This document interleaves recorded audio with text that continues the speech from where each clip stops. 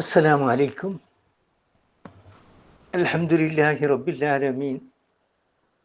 الصلاة والسلام على أشرف المرسلين سيدنا محمد رسول الله صلى الله عليه وسلم وعلى آله وصحبه أجمعين. أما بعد.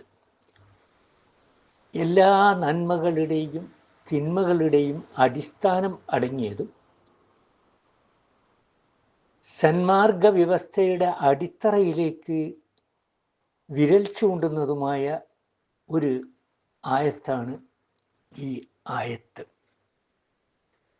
3 കാര്യങ്ങൾ കൽപ്പിക്കുന്നു, 3 കാര്യങ്ങൾ നിരോധിക്കുന്നു. 3 കാര്യങ്ങൾ ഈ വചനത്തിൽ അല്ലാഹു കൽപ്പിക്കുന്നതിൽ ഒന്നാമത്തേത് അൽ അദ്ൽ, നീതിയാണ്. അമിതമാക്കുകയോ വീഴ്ച വരുത്തുകയോ ചെയ്യാതെ ഓരോ കാര്യത്തിലും അതതിൻ്റെ മധ്യവും മിതവുമായ നില കൈക്കൊള്ളുക എന്നാണ് നീതി പറയുന്നത്. മറ്റൊരു കാഴ്ചപ്പാടിൽ ഓരോരുത്തർക്കും അവരുടെ അവകാശങ്ങൾ വകവെച്ച് കൊടുക്കുക. നീതി പാലിക്കപ്പെടാത്ത കാര്യങ്ങളെല്ലാം അനീതിയും അക്രമവും ആണ്. രണ്ടാമത്തെ കാര്യം അൽ ഇഹ്സാൻ, നന്മ ചെയ്യൽ അഥവാ പുണ്യം ചെയ്യൽ. അതായത് പരിശുദ്ധ ഇസ്ലാമിലെ ഈ ഇഹ്സാൻ ഒരുപാട് അർത്ഥങ്ങളിൽ ഉപയോഗിക്കുന്നുണ്ട്.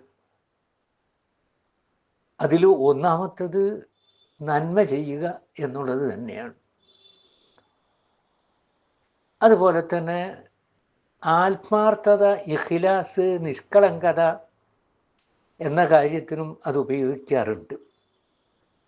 അള്ളാഹുവിനെ നീ കാണുന്ന പോലെ അവനെ ആരാധിക്കുക എന്ന ഒരു വിശദീകരണം നബി സല്ലല്ലാഹു അലൈഹി വസല്ലം തങ്ങൾ ചെയ്തിട്ടുണ്ടല്ലോ. അതുപോലെ തന്നെയാണ് അടുത്ത ബന്ധുക്കൾക്ക് നൽകുക എന്നുള്ളത്. കുടുംബ ബന്ധം ഊട്ടി ഉറപ്പിക്കുക. അതേസമയം 3 കാര്യങ്ങൾ ഈ ആയത്തിൽ അല്ലാഹു വിരോധിക്കുകയും ചെയ്യുന്നു. ഒന്നാമത്തേത്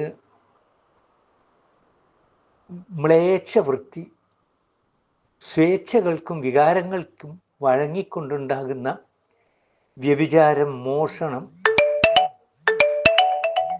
മദ്യപാനം മുതലായ കാര്യങ്ങൾ അതിൽ വരുന്നുണ്ട്.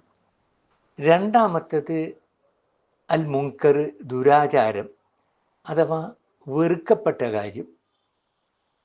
മതത്തിൻ്റെ കാഴ്ചപ്പാടിൽ നിഷിദ്ധമായതും ജനമധ്യേ ആക്ഷേപകരവുമായും നിഷ്പക്ഷ ബുദ്ധിയും തൻ്റെ ഇടവുമുള്ള ആളുകൾ വെറുക്കുന്നതുമായ എല്ലാ കാര്യങ്ങളും ഇതിൽ പെടുന്നു.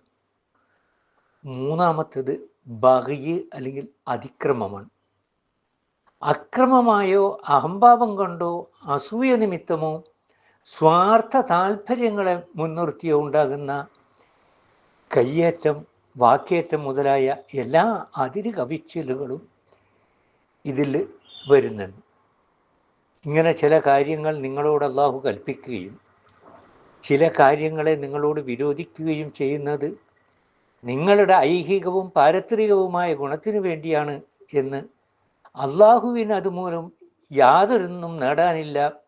നിങ്ങൾ മനസ്സിരുത്തി ആലോചിച്ച് നോക്കിയാൽ നിങ്ങൾക്ക് തന്നെ അത് മനസ്സിലാക്കാം. അതുകൊണ്ട് ഈ ഉപദേശങ്ങൾ നിങ്ങൾ മുറുകെ പിടിക്കണം എന്നൊക്കെ സൂചിപ്പിച്ചുകൊണ്ട് ഈ ആയത്ത് അള്ളാഹു അവസാനിപ്പിക്കുകയാണ്.